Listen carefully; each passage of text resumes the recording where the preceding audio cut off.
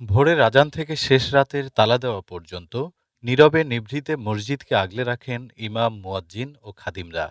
বছরের পর বছর সীমিত আয়ে জীবন চালিয়েও ধর্মীয় দায়িত্ব থেকে সরে যাননি তারা।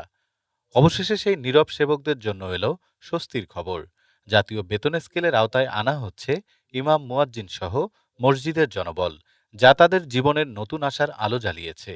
সরকার প্রণীত মসজিদ ব্যবস্থাপনা নীতিমালা ২০২৫ অনুযায়ী মসজিদের বিভিন্ন পদে সম্মানজনক গ্রেডে অন্তর্ভুক্ত করা হয়েছে।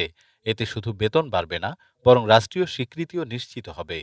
বহু ইমাম ও মুয়াজ্জিনের কাছে এটি কেবল একটি চাকরির কাঠামো নয়, বরং তাদের শ্রম ও ত্যাগের সামাজিক স্বীকৃতি।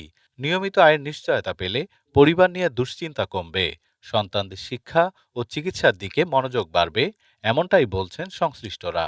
পাশাপাশি নীতিমালায় নৈতিকতা, শৃঙ্খলা ও দায়িত্ববোধের ওপর গুরুত্ব দেওয়া হয়েছে, যা মসজিদকে আরও সুন্দর ও মানবিক পরিবেশ রূপ দেবে। ধর্মীয় অঙ্গনের মানুষদের মতে এই সিদ্ধান্ত মসজিদ কেন্দ্রিক সমাজ ব্যবস্থাকে শক্তিশালী করবে এবং ধর্মের সেবাকে পেশাগত মর্যাদায় উন্নীত করবে।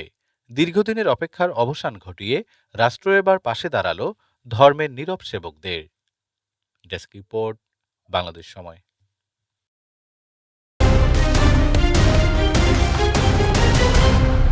বাংলাদেশ সময়, সবার আগে দেশ।